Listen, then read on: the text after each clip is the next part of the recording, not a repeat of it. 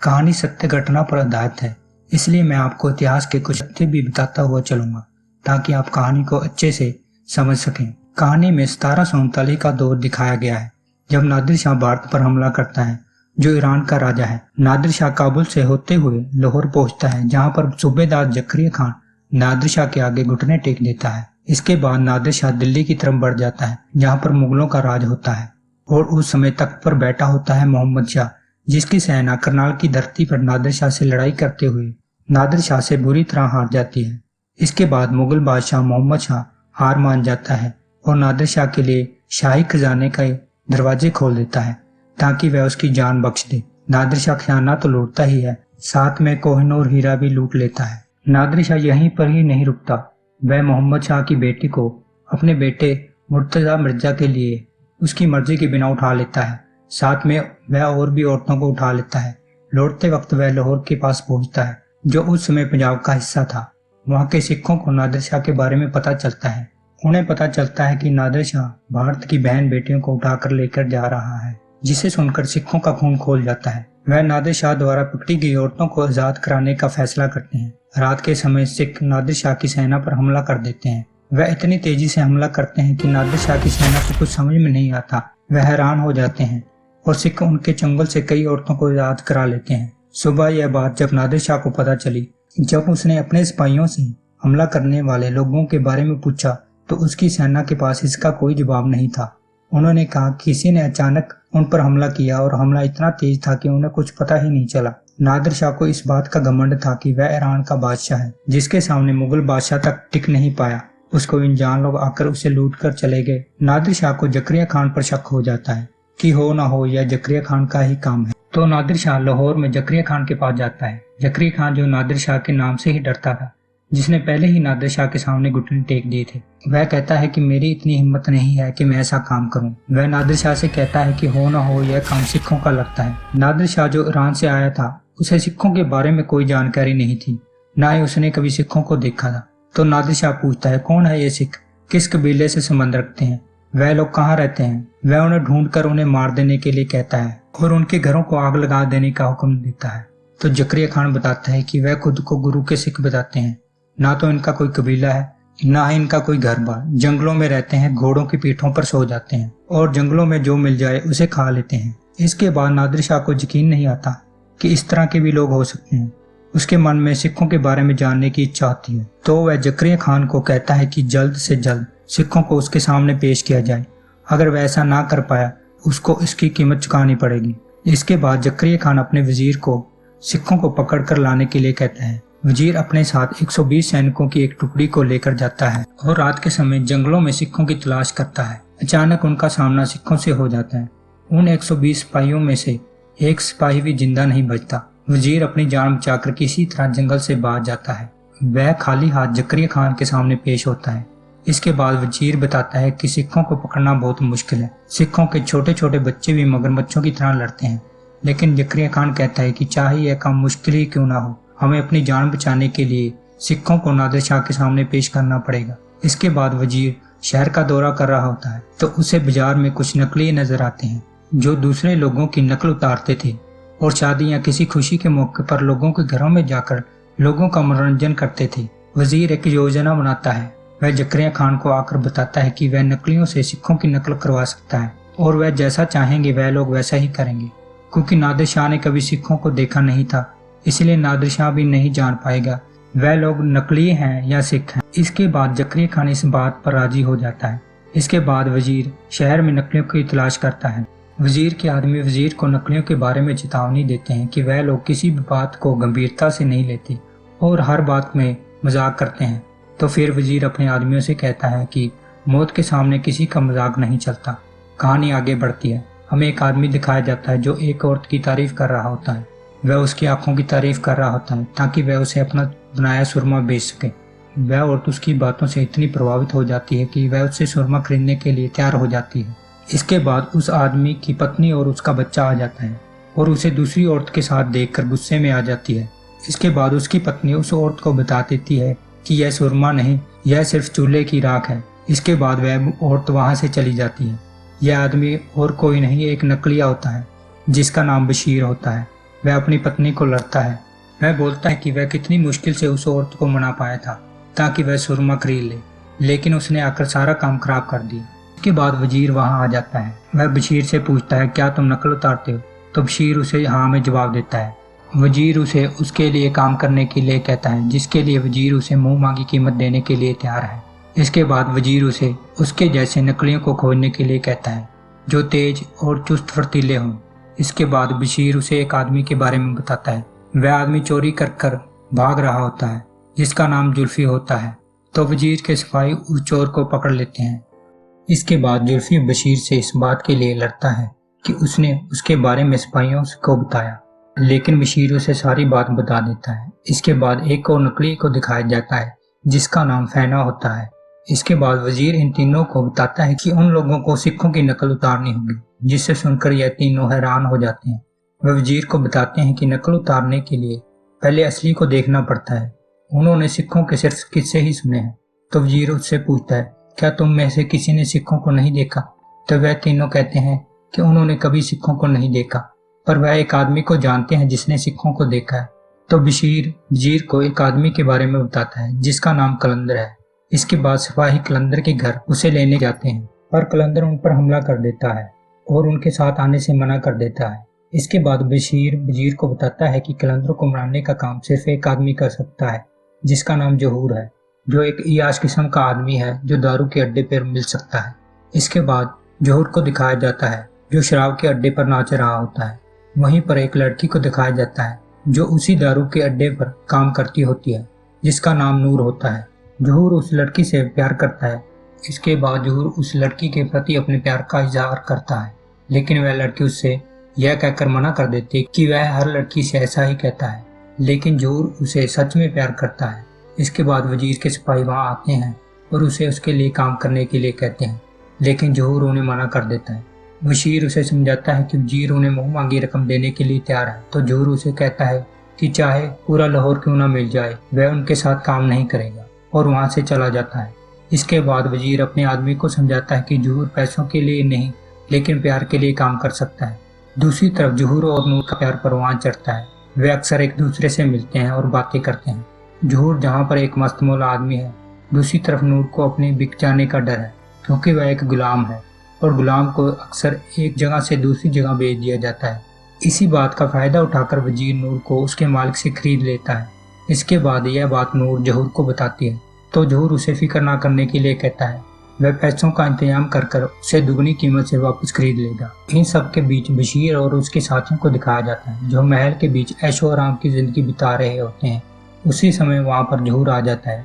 इसके बाद बशीर उसे वजीर द्वारा दिए गए काम के बारे में बताता है और साथ में यह भी बताता है इस काम के लिए उन्हें कलंदर को मनाना पड़ेगा। इसके बाद बशीर और जहूर कलंदर को मनाने के लिए उसके घर जाते हैं और कलंदर को उनकी मदद करने के लिए कहता है, क्योंकि कलंदर के सिवा और किसी ने सिक्कों को नहीं देखा होता। सिक्कों का नाम सुनकर कलंदर भी इस काम को करने के लिए राजी हो जाता है। इसके बाद यह सब लोग जकरिया खान के सामने पेश होते हैं, जहां पर जकरिया खान उन्हें निर्देश देता है कि जब सिक्कों की नकल उतारी जाए तो उनके सिर इस दरबार में झुके होने चाहिए। लेकिन कलंदर जकरिया खान के सामने झुकने को तैयार नहीं होता, लेकिन बशीर बात को संभालते हुए जकरिया खान को इस बात का भरोसा देता है कि दरबार में उनके सिर झुके ही होंगे। इस बातचीत के दौरान जुल्फी महल से जकरिया खान का शराब पीने का प्याला चुरा लेता है। इसके बाद बशीर उसे ऐसा करने के लिए लड़ता है, लेकिन जहूर बशीर से कहता है कई लोग किसी भी हाल में नहीं झुकते, चाहे सामने राजा हो चाहे वजीर हो। तो बशीर उन लोगों को कहता है कि उनको अपनी जान बचाने के लिए राजा के सामने झुकना ही पड़ेगा। तो कलंदर उसे कहता है कि जिन सिक्कों की हमने नकल उतारनी है वह लोग सिवाय अपने गुरुओं के और किसी के सामने नहीं झुकते, और वह जुल्म करने वाले के सामने तो बिल्कुल भी नहीं झुक। कहानी आगे बढ़ती है। नादिर शाह जकरिया खान से सिक्कों के बारे में पूछता है, तो जकरिया खान नादिर शाह को बताता है कि उन्होंने 5 सिक्कों को पकड़ लिया है। जब आप हुक्म करेंगे तो उन सिक्कों को आपके सामने दरबार में पेश कर दिया जाएगा। पर नादिर शाह उसे ऐसा करने से मना कर देता है। वह उसे कहता है कि जंग के सिपाही जंग के मैदान में ही अच्छे लगते हैं, दरबार में नहीं। तो वह जकरिया खान से कहता है कि वह सिक्कों को जंग के मैदान में लड़ता हुआ देखना चाहता है। इसके बाद वजीर उन 5 नकलियों को इस बारे में बताता है। वजीर नकलियों को बताता है कि उन लोगों को मुगल सेना के साथ लड़ाई का नाटक करना होगा। जिस पर जोहर वजीर से कहता है कि आप लोग अगर हमें मारना चाहते हैं तो यूं ही मार दो, नाटक कराने की क्या जरूरत है। पर कलंदर इस बात पर राजी हो जाता है। वह वजीर से कहता है कि नादिर शाह जंग देखना चाहता है तो उसे जंग दिखाएंगे, और ऐसी जंग दिखाएंगे जो सदियों तक याद रखी जाएगी। कहानी आगे बढ़ती है। जोहर को दिखाया जाता है जो नूर से मिलने के लिए जाता है और उसको रात को छत पर आने के लिए कहता है। वह उसे कहता है कि वह उसे कुछ दिखाना चाहता है, इसलिए वह उसे छत पर आने के लिए कहता है। इसके बाद नूर मान जाती है। इसके बाद जोहर अपने साथियों के पास आता है और उनसे मदद मांगता है। वह उन्हें बताता है कि जकरिया खान ने चीन से आतिशबाजियां मंगाई हैं, लेकिन उन लोगों को आतिशबाजियों के बारे में जानकारी नहीं होती। तो जोहर उन्हें आतिशबाजियों के बारे में बताता है। जोहर उन लोगों को किसी तरह से मना लेता है। इसके बाद जोहर नूर से मिलने के लिए छत पर जाता है और उसके तीनों साथी महल में घुस जाते हैं, जहाँ पर सिपाही उनका पीछा करते हैं। जहाँ पर सिपाही उनको पकड़ने वाले होते हैं, तभी कलंदर आकर उन्हें बचा लेता है। इसके बाद वह तीनों आतिशबाजियों में आग लगा देते हैं। इसके बाद सारा लाहौर शहर आतिशबाजियों की रोशनी से रोशन हो जाता है। इसके बाद यह सब लोग आतिशबाजियों का मजा लेते हैं। दूसरी तरफ आतिशबाजियों का शोर सुनकर जकरिया खान की नींद उड़ जाती है। अगले दिन नादिर शाह जकरिया खान के पास आता है और उससे पूछता है कि लाहौर में जश्न किस बात का मनाया जा रहा है, जिसकी आवाज दूर दूर तक सुनाई दे रही है। इसके बाद जकरिया खान उसको समझाने की कोशिश करता है। इसके बाद जकरिया खान नादिर शाह से कहता है अगर वह चाहे तो वह सिखों को अधमरा करके उसके कदमों में डाल दे, फिर वह जो चाहे सिखों के साथ करे। लेकिन नादिर शाह उसे ऐसा करने से मना कर देता है। वह उसे कहता है कि सिखों को जल्दी से जल्दी उसके सामने पेश किया जाए। इसके बाद वजीर आकर कलंदर को तैयारी करने के लिए कहता है, या तो नाटक के लिए या मौत के लिए। तो कलंदर उसे समझाता है कि मौत की तैयारी की जरूरत नहीं होती, जो तैयार नहीं होते उन्हें भी मौत साथ ले जाती है। इसके बाद नूर और जोहर को दिखाया जाता है जो बातें कर रहे होते हैं। तो नूर उससे पूछती है कि वह उसे खरीदने के लिए पैसों का इंतजाम कहाँ से करेगा। तो जोहर उसे वजीर द्वारा दिए गए काम के बारे में बताता है। तो नूर उससे सिखों के बारे में पूछती है। तो जोहर उसे बताता है कि वह लोग बागी हैं जो जंगलों में रहते हैं, घोड़ों पर सो जाते हैं, जो मिले वह खा लेते हैं। वह सिर्फ अपने गुरुओं की मानते हैं और किसी का हुक्म नहीं मानते। नूर उसकी बात सुनकर सिखों से प्रभावित हो जाती है। वह जोहर से कहती है कि वह लोग जंगलों में नहीं जन्नत में रहते हैं। और वह जोहर से पूछती है क्या वह भी किसी दिन इसी तरह आज़ादी से जी पाएगी, क्योंकि नूर एक गुलाम की जिंदगी जीती है। उसके लिए आज़ादी बहुत मायने रखती है। इस बात का जोहर के पास कोई जवाब नहीं होता। कहानी आगे बढ़ती है और जकरिया खान और वजीर को दिखाया जाता है। वजीर जकरिया खान को बताता है कि नकल को पेश करने के लिए बाजार में एक बड़ी सी जगह को चुना गया है। कहानी में आगे बढ़ते हुए नकलियों को दिखाया जाता है जो वजीर की बात सुनकर डरे हुए होते हैं। तो वह लोग मिलकर कलंदर से पूछते हैं क्या तुमने सच में सिखों को देखा है। तो कलंदर उन्हें बताता है कि वह जिंदा ही सिर्फ सिखों की वजह से है। तो वह अपनी कहानी सुनाना शुरू करता है। जब वह जवान होता था, मुगल हुकूमत ने लोगों को, सूफी संतों और गाने बजाने वाले को किसी भी तरह के वाद्य यंत्र बजाने या संगीत गाने पर पाबंदी लगा दी थी। वह लोग संगीत को पाप समझते थे और जो भी सूफी संत किसी भी तरह का गाना बजाना करता था या किसी भी तरह का वाद्य यंत्र को बजाता था तो मुगल सेना उसे सजा देती थी और उन्हें मौत के घाट उतार देती थी।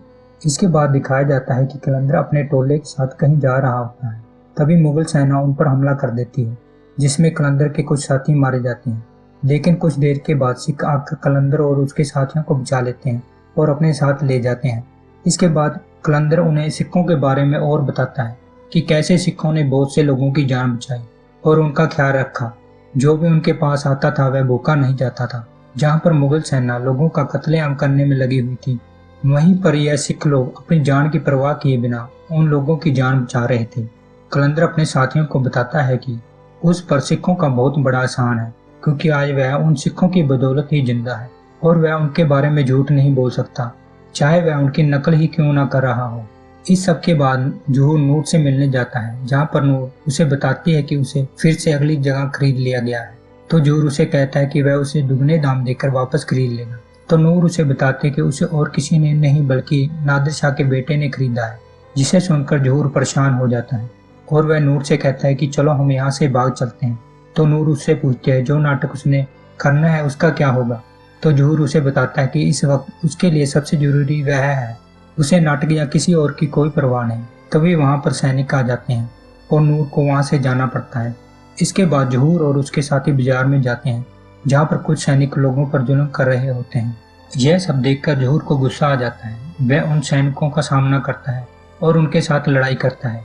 इसके बाद वह सैनिक उन सबको मारते हैं, पर इन सब के बीच कलंदर उन लोगों की मदद नहीं करता। बाजार से वापस आने के बाद ज़ोहर कलंदर से इस बात की शिकायत करता है कि वैसे तो तुम सिखों की बात करते हो जो किसी के सामने नहीं झुकते, जो बहुत बहादुर है, लेकिन बाजार में तुम्हारी बहादुरी कहाँ गई थी? यह सिर्फ तुम बातें ही करना जानते हो। इसके बाद यह दोनों लड़ पड़ते हैं। जब ज़ोहर शांत होता है तो कलंदर उसे बताता है कि सैनिकों से मार तुम्हें पहले भी पड़ी होगी, पर आज यह मार तुम्हें जुल्म लग रही होगी। सिख इसी उसूल पर चलते हैं, वह कभी किसी जालिम का जुल्म नहीं सहते और उसका डटकर सामना करते हैं।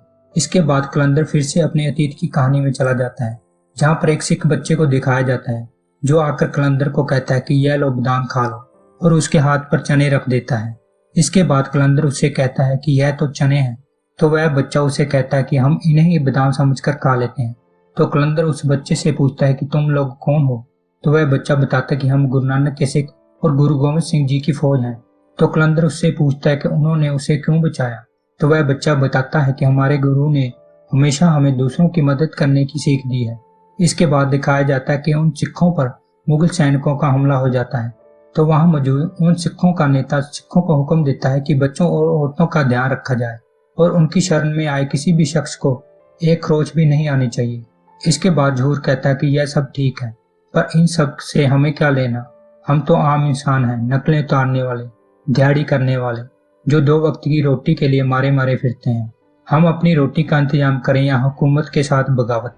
इसके बाद बशीर उनसे कहता है कि जरूर इन लोगों के पास कोई काला इल्म होगा, तभी यह लोग इतने ताकतवर हैं। इसके बाद कलंदर उन्हें कहता है कि मुझे काले इल्म के बारे में तो पता नहीं, लेकिन एक चीज है जो उनके पास है, वह है अरदास। तो ज़ोहर कलंदर से पूछता है कि कोई अरदास से कैसे इतना ताकतवर हो सकता है?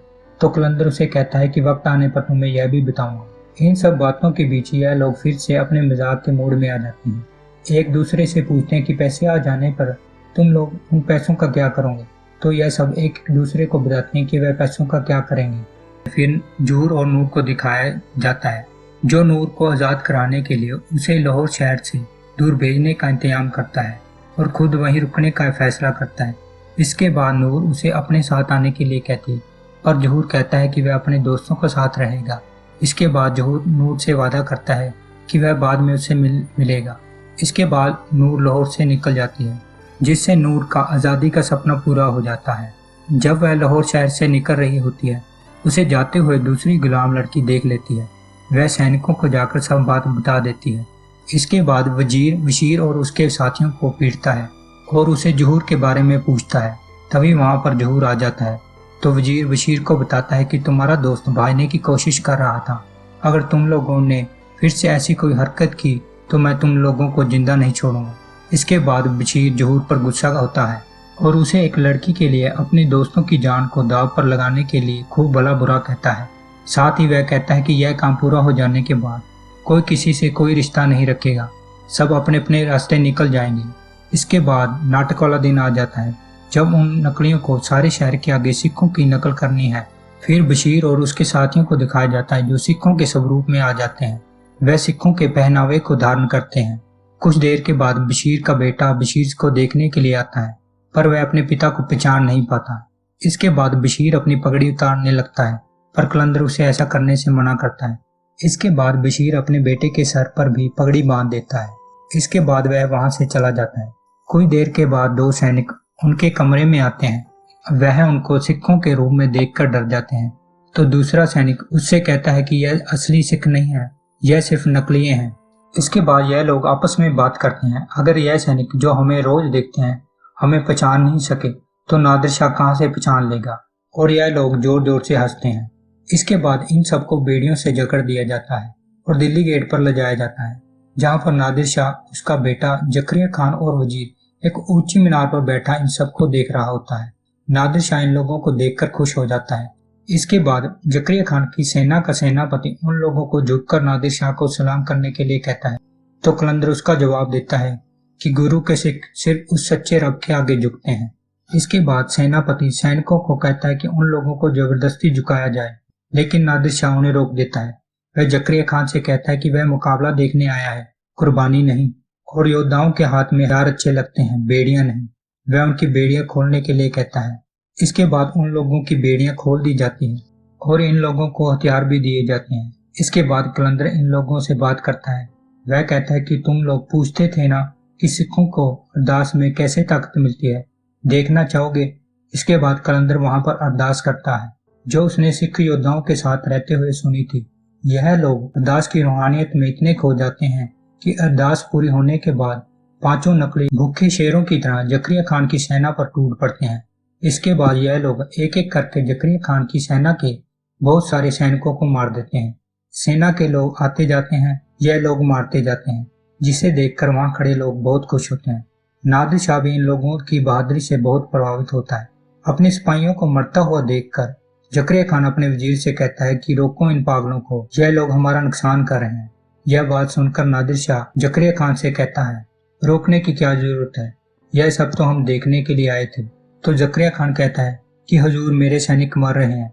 तो नादिर शाह जवाब देता है, सैनिक तुम्हारे मर रहे हैं, लेकिन मुझे तो यह सब देखकर बहुत मजा आ रहा है। वह मुकाबला जारी रखने के लिए कहता है। इसके बाद जकरिया खान और उसका वजीर कुछ परेशान हो जाता है, लेकिन उन्हें मुकाबला जारी रखना पड़ता है। इसके बाद और सैनिकों को लाया जाता है, लेकिन वह लोग भी मारे जाते हैं। जिसके बाद जकरिया खान गुस्से में आ जाता है और वह जोर से चिल्लाता है कि इन्हें होश में लाओ और इन्हें इनकी औकात दिखाओ, इन्हें याद दिलाओ यह सिर्फ नकली हैं। इसके बाद बहुत सारे सैनिक उन लोगों पर टूट पड़ते हैं। इसके बाद जहूर एक बाला उठाता है और जकरिया खान की तरफ फेंकता है, जिससे जकरिया खान घायल हो जाता है। दूसरी तरफ इस मुकाबले में यह सब लोग बुरी तरह से घायल हो जाते हैं। लोगों की भीड़ में बशीर का बेटा भी अपने पिता को मरते हुए देख रहा होता है। जाते हुए नादिर शाह जकरिया खान को कहता है, अगर यह नकली थे तो असली तो कमाल ही होंगे। वह उसको चेतावनी देता है कि आने वाले दौर में यह सिख लाहौर पर राज करेंगे, जिस लाहौर पर तुम इस समय सूबेदार हो। आने वाले दौर में यह सिख इस लाहौर पर राज करेंगे। कहानी आगे बढ़ती है और बहुत साल आगे चली जाती है। बशीर के बेटे को दिखाया जाता है। वह अब बूढ़ा हो चुका है। वह बच्चों को अपने पिता और उसके साथियों की कहानी सुना रहा होता है कि कैसे सड़कों पर लोगों की नकल करने वाले, नाचने गाने वाले नकली कैसे अरदास सुनकर शेरों के जैसे लड़े। फिर महाराजा रणजीत सिंह को दिखाया जाता है जो अपनी सेना के साथ वहां से गुजर रहे होते हैं। यहीं पर कहानी का अंत होता है।